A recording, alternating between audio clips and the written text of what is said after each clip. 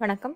Welcome to ask education channel. இந்த video பதிவில் நாம் 12ஆம் வகுப்பு கணினி அறிவியல் பாடப்புத்தகத்தில் இருக்க பாடம் 4 நெறிமுறையின் யுக்திகள் இருக்கு இல்லையா? ஸோ அதில் கொடுத்துருக்க குமிழி வரிசையாக்க நெறிமுறை மற்றும் இயங்க நிரலாக்கம், அதாவது பகுதி ஈயில் இருக்க வினாக்களுக்கான விடைகளை வந்து நம்ம பார்க்க போகிறோம். ஸோ இது வந்து இந்த பாடத்துக்கான பகுதி 3 வீடியோ, சரிங்களா? ஸோ ஆல்ரெடி 2 வீடியோ அப்லோட் பண்ணியிருக்கேன், அதனோட தொடர்ச்சியாக இந்த வீடியோவை பாருங்கள்.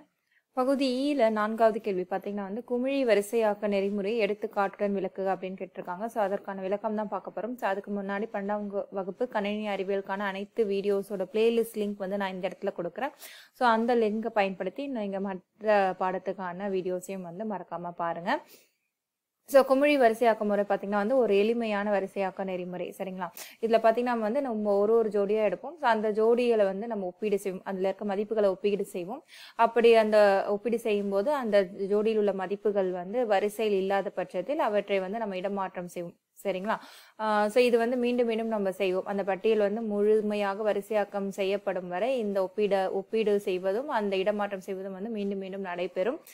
ஸோ இந்த நெறிமுறை பார்த்திங்கன்னா வந்து பார்க்கறதுக்கு ரொம்ப எளிமையானதாக இருக்கும். ஆனால் வந்து இது மிகவும் மெதுவானது மற்றும் இந்த செருகும் வரிசையாக்கம் இருக்குல்ல, இன்சர்ஷன் சார்ட் சொல்லப்படுகின்ற அந்த ஒப்பீடு செய்யும் போது இது வந்து சாத்தியமற்றதா இருக்கு அப்படின்னு சொல்லியிருக்காங்க. ஸோ இதற்கான எடுத்துக்காட்டில் வந்து நம்ம n உறுப்புகளை கொண்ட அணியை வந்து நம்ம எடுத்துக்கிட்டோம்னா அதில் இருக்க உறுப்புகளை மாற்றம் செய்வதற்கு இந்த இடமாற்ற செயல்முறை, அதாவது ஸ்வாப் ஃபங்க்ஷன் தான் வந்து பயன்படுத்துவாங்க. ஸோ அந்த ஃபங்க்ஷன் வந்து அந்த மதிப்புகளை வந்து இடமாற்றம் செய்யும். அந்த மதிப்புகள் வரிசையில் இல்லாத பட்சத்தில் இந்த ஃபங்க்ஷன் தான் வந்து மதிப்புகளை இடமாற்றம் செய்யும்.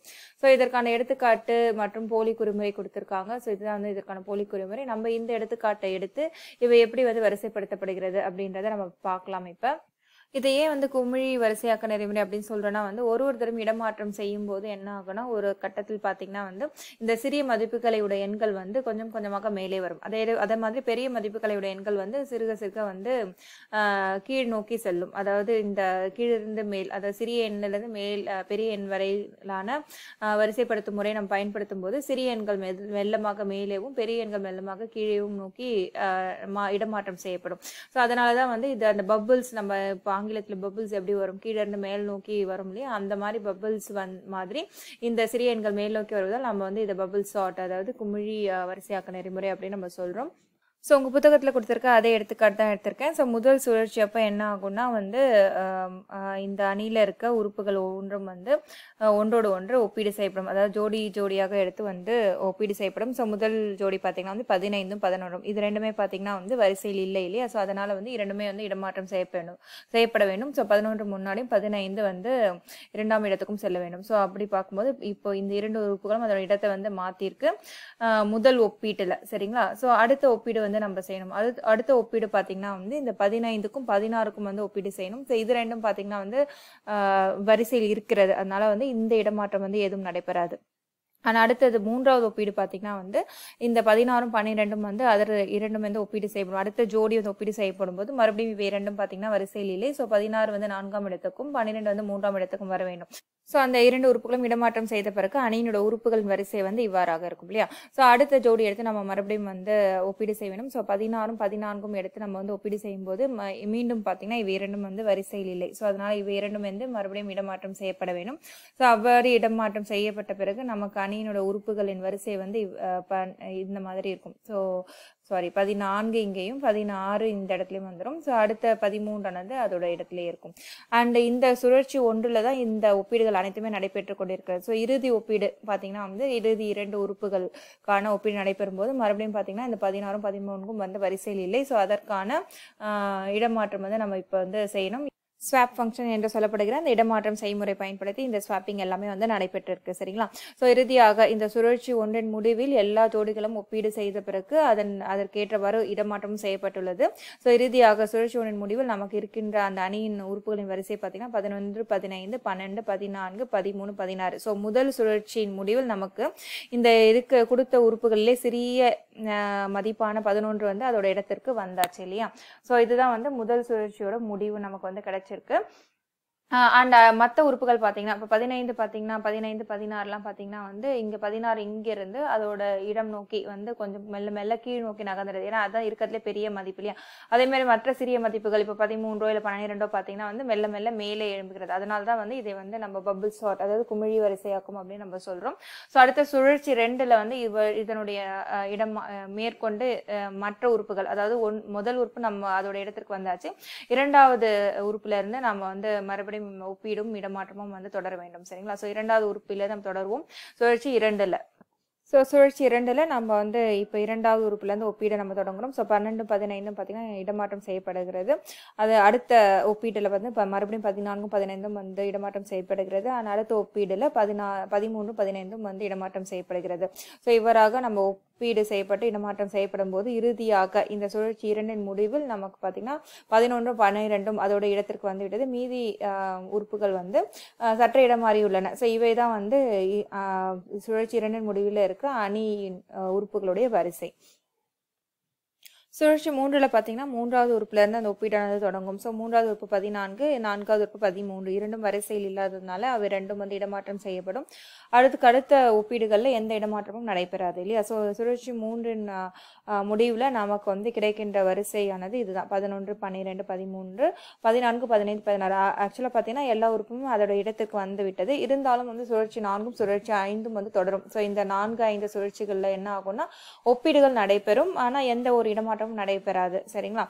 சோ மொத்தம் 6 உறுப்புகள் எனில் 5 சுழற்சிகள் நடைபெறும். ஏன்னா வந்து 6வது உறுப்பு வந்து தானாகவே ஆட்டோமேட்டிக்கா வந்து அது வந்து பெரிய எண் எதுவோ அது வந்து கடைசி இடத்திற்கு வந்து சென்று விடும் இல்லையா?